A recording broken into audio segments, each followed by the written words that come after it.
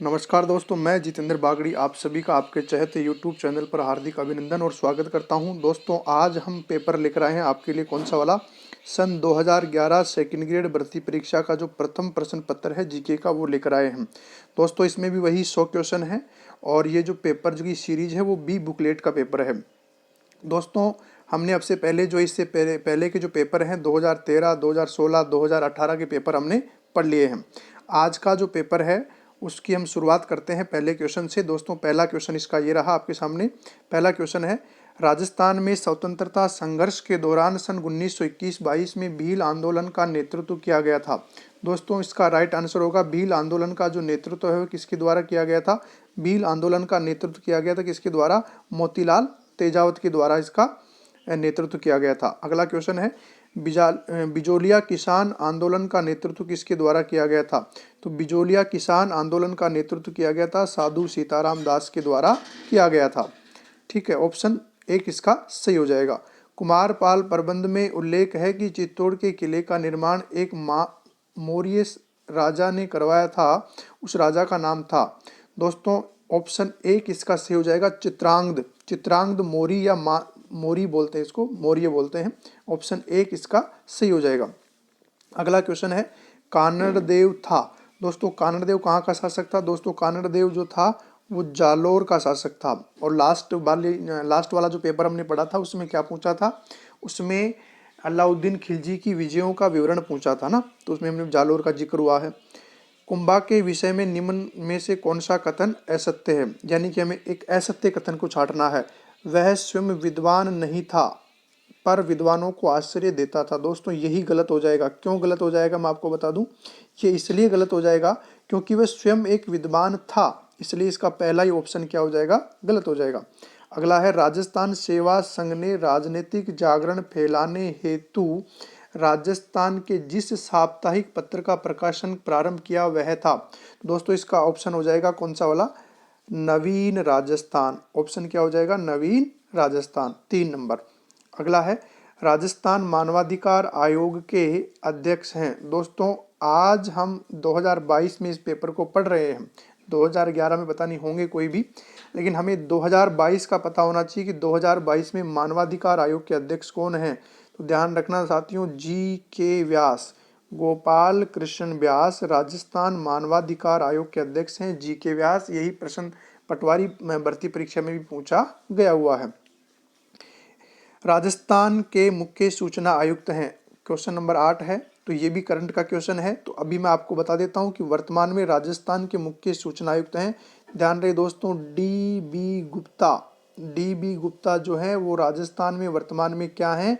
वो है मुख्य सूचना आयुक्त। तो वो करंट का था, अभी वर्तमान हम करंट पढ़ें तो डी.बी. गुप्ता हो गया है। राजस्थान में पंचायती राज व्यवस्था कब लागू किया गया? दोस्तों, अक्टूबर 1959, यानी ऑप्शन 2 इसका सही हो जाएगा। अगला है, भारतीय संविधान के किस अनुच्छेद के अंतर्गत पंचायती राज संस्थाओं को संवैधानिक मान्यता प्रदान की गई? अनुच्छेद 243 बी इसका राइट आंसर हो जाएगा। ऑप्शन 4 इसका राइट आंसर है। राजस्थान में लोकायुक्त हैं। तो राजस्थान में लोकायुक्त, दोस्तों ये भी करंट का क्वेश्चन है। तो वर्तमान में राजस्थान के लोकायुक्त कौन है? तो मैं आपको बता देता हूं, वर्तमान में राजस्थान के लोकायुक्त हैं के.पी.यू. मेनन। के.पी.यू. मेनन राजस्थान में वर्तमान क्या है भाई? वर्तमान में राजस्थान के ये क्या है? लोकायुक्त हैं। तो ये उस समय के करंट का था और हम पढ़ रहे हैं वर्तमान में, तो ये के.पी.यू. मेनन वर्तमान हो जाएगा। राजस्थान में लोकसभा की सीटें कितनी हैं? तो राजस्थान में लोकसभा की सीटें 25, राज्यसभा की कितनी है? 10। और आपसे पूछ ले संसद में कुल राजस्थान की सीटें, तो राजस्थान में संसद में सीटें हैं 35। राजस्थान का कौन सा शहर राष्ट्रीय राजधानी क्षेत्र का भाग है? जोधपुर, पिलानी, करौली और अलवर। तो दोस्तों आपको पता है अलवर जो है एनसीआर में आता है, अलवर। ऑप्शन 4। राजस्थान में ताराबाद की ओढ़नी किस वर्ग की महिलाओं में प्रचलित है? दोस्तों, ऑप्शन 1 इसका सही हो जाएगा, आदिवासियों के द्वारा, है ना। ठीक है, पहला ऑप्शन। अगला है, भारत अमेरिकी सिविल न्यूक्लियर विधेयक भारतीय संसद द्वारा पारित किया गया। दोस्तों, इस क्वेश्चन को वैसे आरपीएससी ने डिलीट कर दिया है, लेकिन मैं आपको बता देता हूं कि उस समय जब 2007 में भारत के प्रधानमंत्री मनमोहन सिंह थे, उस समय भारत और अमेरिका के बीच में एक परमाणु समझौता हुआ था। तो शायद इसका ऑप्शन 7 होना चाहिए था, लेकिन आरपीएस ने इसको क्या कर दिया है, डिलीट कर दिया है। भारतीय विदेश नीति निर्माण में पंडित जवाहरलाल नेहरू का महत्वपूर्ण योगदान था। शीत युद्ध की समाप्ति हेतु प्रयास, महाशक्तियों में मित्रता का प्रयास, असंलग्नता अथवा गुटनिरपेक्ष विदेश नीति का अवलंबन करना। दोस्तों यही इसका राइट आंसर है 3 नंबर का, क्योंकि इन्होंने गुटनिरपेक्ष आंदोलन चलाया था। लास्ट वाला पेपर जो हमने पढ़ा था उसमें भी गुटनिरपेक्ष का एक क्वेश्चन का जिक्र हुआ है। तो ये गुटनिरपेक्ष पंडित जवाहरलाल नेहरू का पढ़ के जाना है। किस भारतीय अधिनियम के अंतर्गत भारत में द्वैध शासन की स्थापना की गई? अधिनियम 1919 इसका राइट आंसर हो जाएगा भाई। अधिनियम 1919 में भारत में द्वैध शासन लगा था प्रांतों में, और केंद्र में लगा था कब? 1935 में। भारतीय अधिनियम 1935 दासता का बंधन पत्र था, ये किसने कहा? ये स्टेटमेंट है जो किसके द्वारा दिया गया है? पंडित जवाहरलाल नेहरू के द्वारा। और पंडित जवाहरलाल नेहरू ने इसके बारे में एक और कोटेशन दी थी, वो क्या थी? हमें ऐसे गाड़ी दे दी गई है जिसके ब्रेक तो ठीक हैं परंतु इसमें इंजन ही नहीं है। ठीक है, इसके बाद में अगला है, महात्मा गांधी द्वारा भारत छोड़ो आंदोलन कब प्रारंभ किया गया? दोस्तों ये किया गया था सन 1942। ऑप्शन 2 इसका सही हो जाएगा। भारतीय संविधान प्रारूप समिति के अध्यक्ष हैं डॉक्टर भीमराव अंबेडकर। पहला ऑप्शन इसका सही हो जाएगा। भारतीय संविधान के किस अनुच्छेद के अंतर्गत छुआछूत अपराध घोषित किया गया?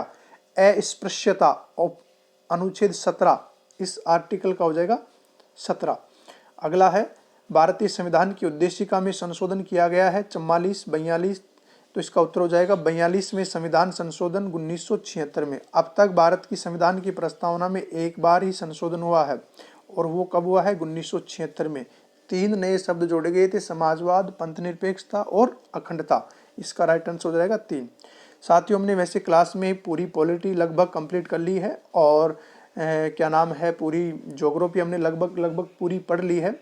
और भी जो हमसे नए बच्चे जुड़े हैं, इसकी अगर आपको पीडीएफ चाहिए, शॉर्ट नोट्स की, बिल्कुल क्लास नोट्स हैं, बिल्कुल शॉर्ट एंड स्वीट में ज्योग्राफी और पॉलिटी की, तो आप हमें कमेंट करके बता दें तो हम आपको पीडीएफ अवेलेबल करवा देंगे जिन विद्यार्थियों के पास में नहीं है।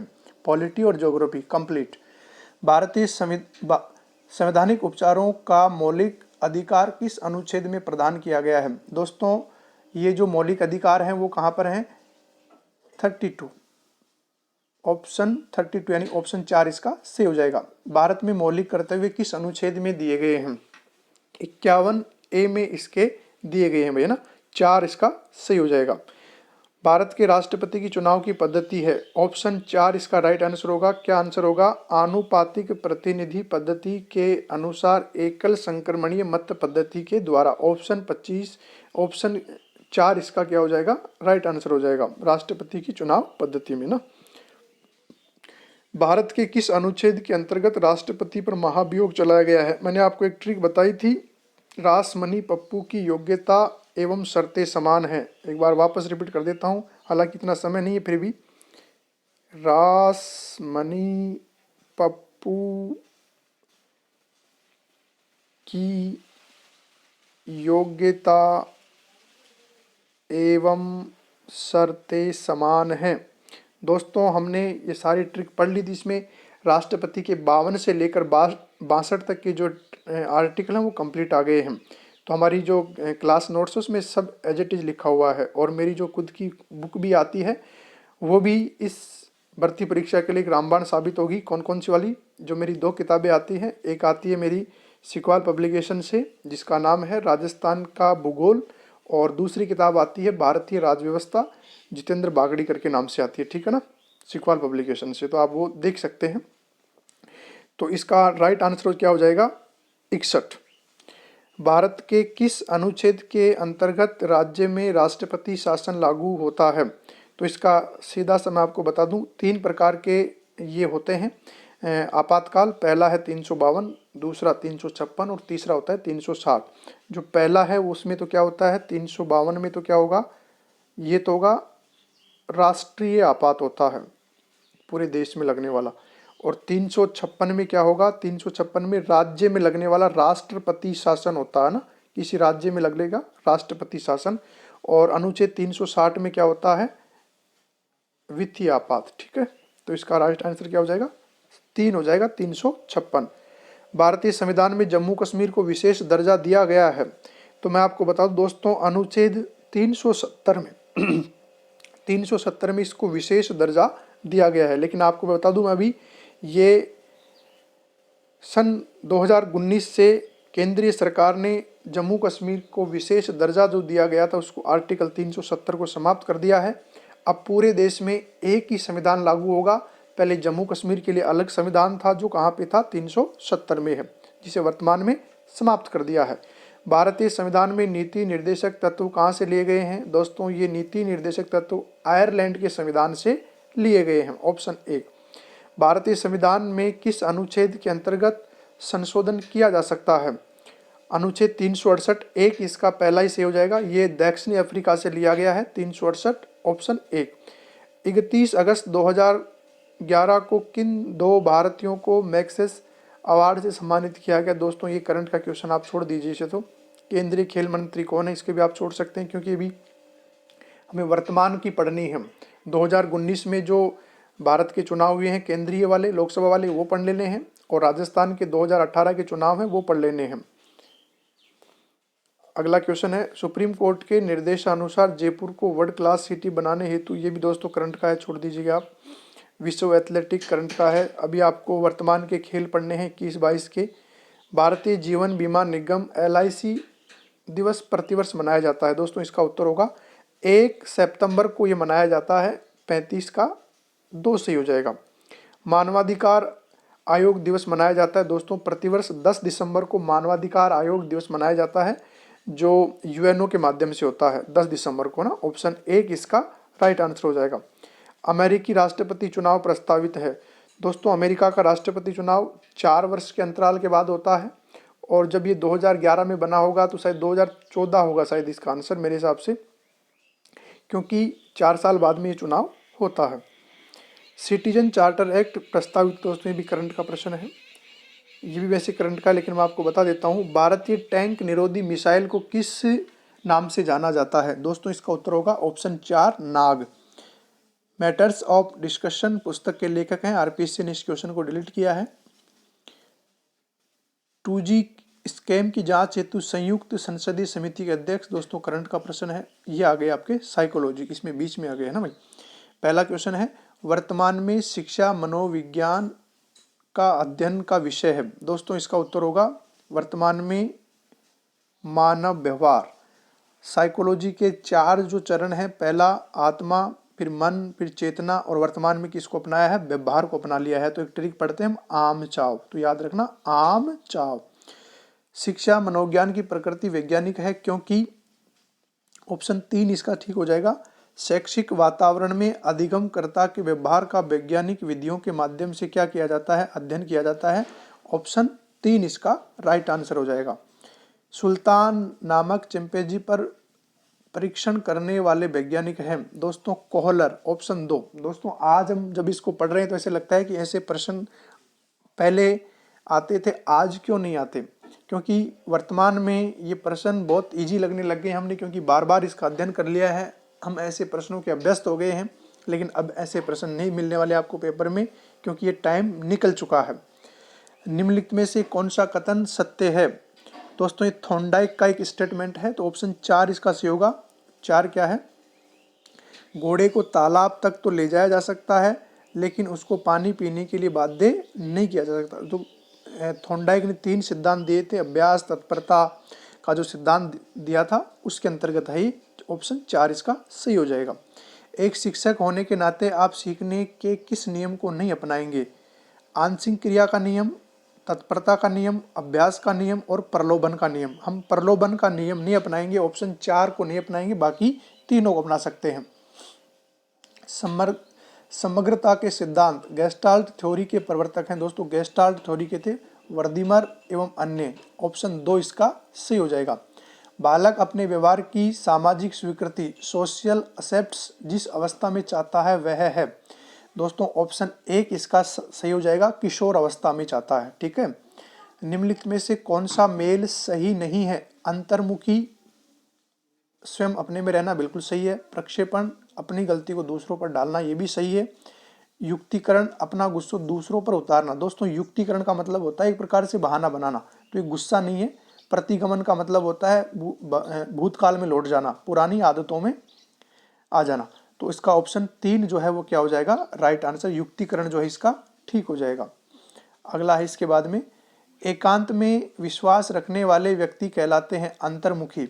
ऑप्शन 1 इसका सही हो जाएगा। TAT परीक्षण में कार्डों की संख्या होती है, वो होगी इसमें 30 होगी। और लास्ट पेपर जो मैंने पढ़ा था उसमें क्या पूछा था, TAT के जो जनक हैं वो कौन थे, मॉर्गन एंड मुर्रे। बुद्धि के समूह कारक तत्व मल्टीपल फैक्टर थ्योरी सिद्धांत के प्रणेता हैं। तो दोस्तों समूह कारक के हैं स्पीयरमैन। मल्टीपल थ्योरी के कौन है, स्पीयरमैन है।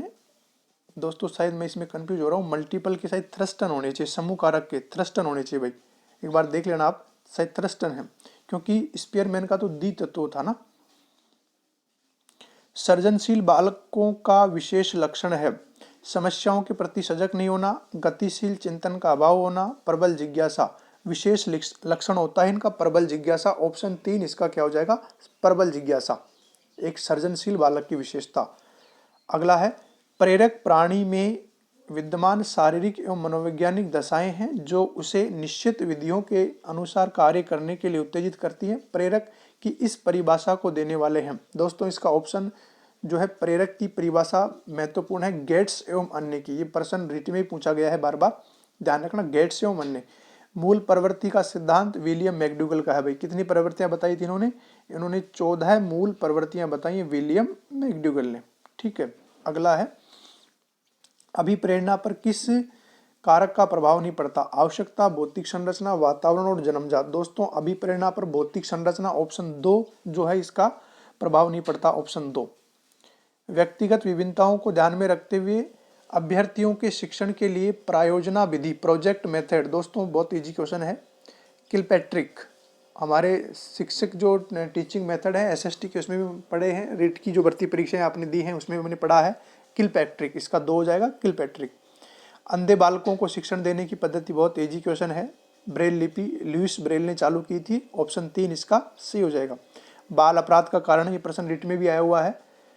माता पिता में अनबन और कलह, ऑप्शन 1 ही इसका गलत है, यानी कि यही इसका सही आंसर हो जाएगा, ऑप्शन 1। आत्म प्रत्यय से तात्पर्य व्यक्ति को अपने व्यवहार, योग्यता एवं विशेषताओं का मूल्य, आकलन एवं अभिवृद्धियों की समग्रता से है। आत्म संप्रत्यय की ये परिभाषा किसके द्वारा दी गई थी, एनसाइक्लोपीडिया ऑफ साइकोलॉजी। ऑप्शन 3 इसका क्या हो जाएगा, राइट आंसर।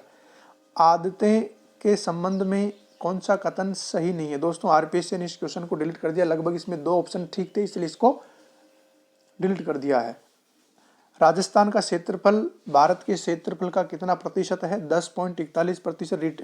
सेकंड ग्रेड में 3 बार पढ़ा चुका हूँ, ये क्वेश्चन बार बार रिपीट हो रहा है, 10.41%।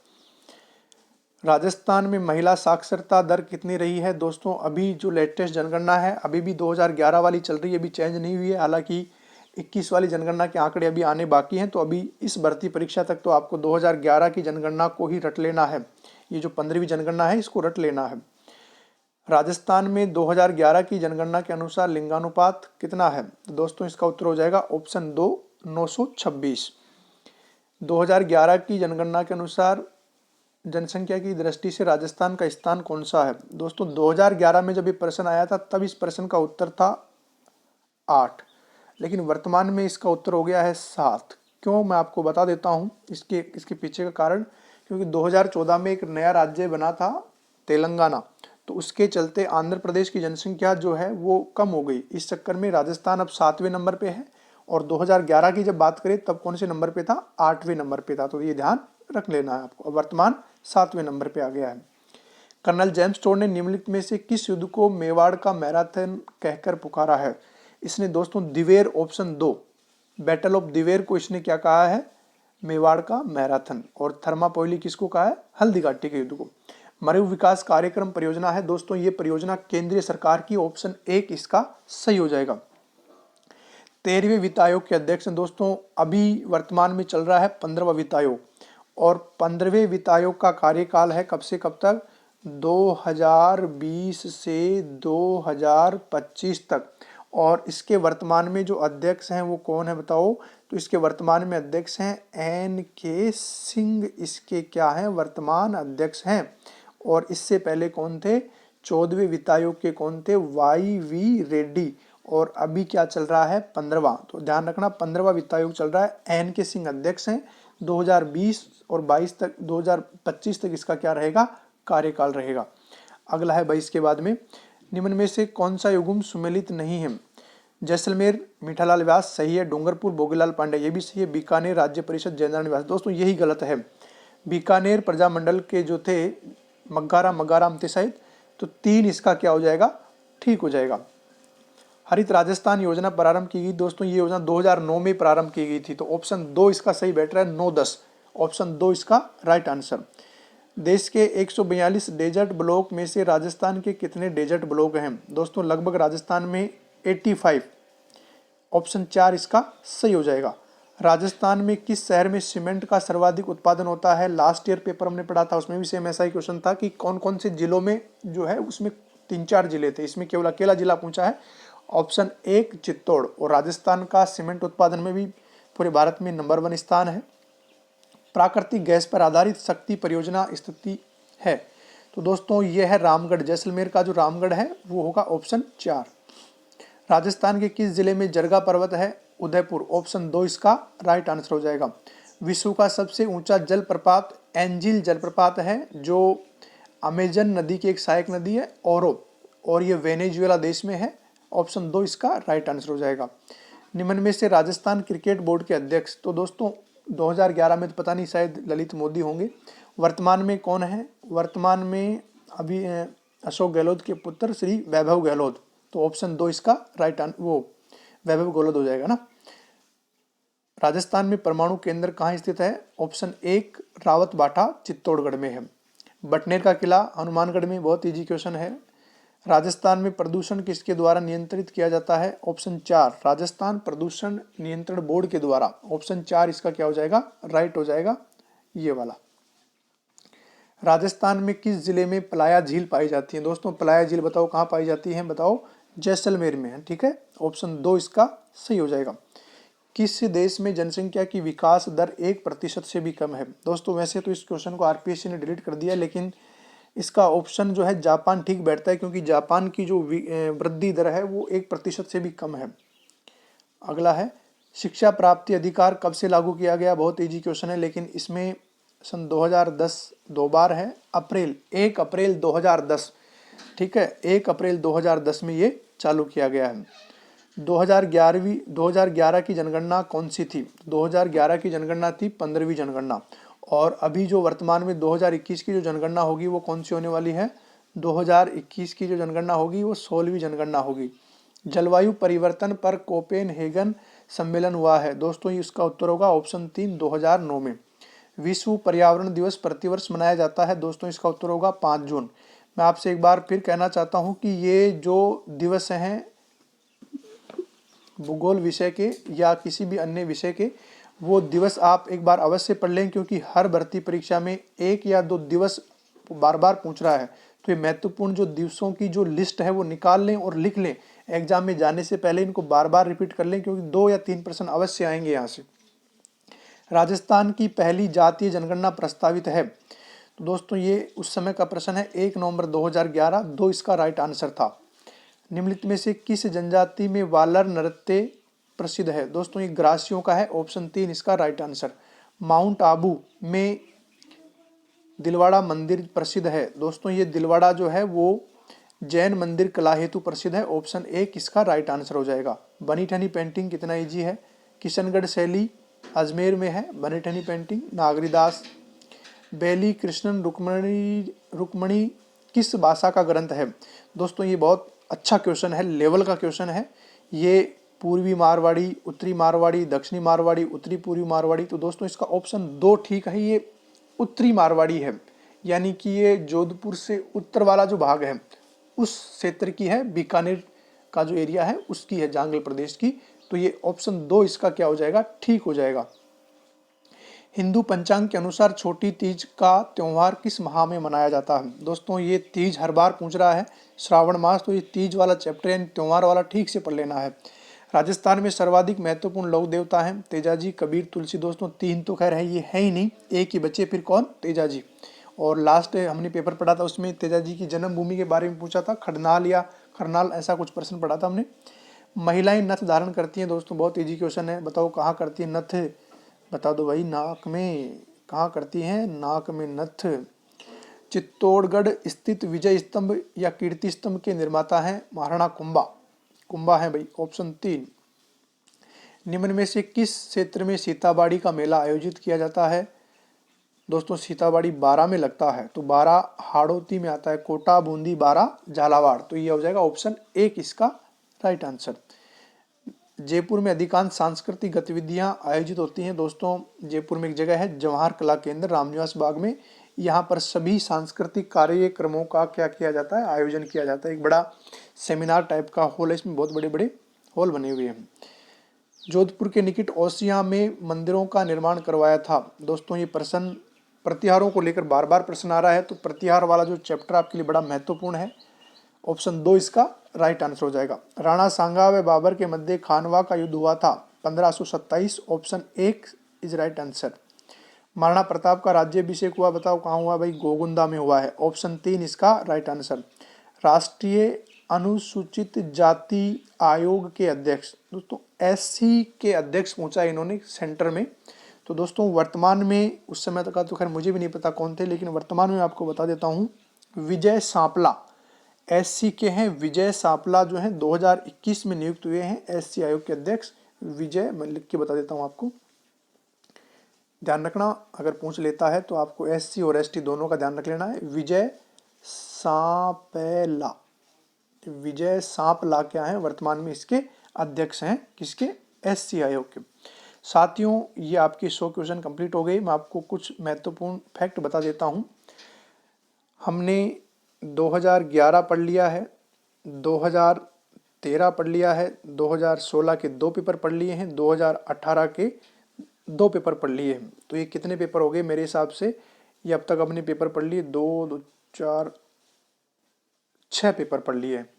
तो ये 6 पेपर आपके लिए रामबाण होंगे। मैं बार बार कह रहा हूँ, इन पेपरों को रट लेना, इसी के आधार पर तैयारी करनी है। क्योंकि ये रामबाण इसलिए बता रहा हूँ क्योंकि ये मेरा खुद का पर्सनल अनुभव है। क्योंकि आरपीएससी हमेशा वहीं से प्रश्न वापस रिपीट करती है जो पहले पूछे जा चुके हैं, या उन्हीं टॉपिकों से बार बार प्रश्न पूछती है। तो हमें ये जो चैप्टर है वापस दोबारा एक ठीक प्रकार से पढ़ लेने हैं। इसके बाद में हम अगले वीडियो में एक बार फिर आपसे मिलेंगे। तब तक के लिए नमस्कार, जय हिंद, जय भारत।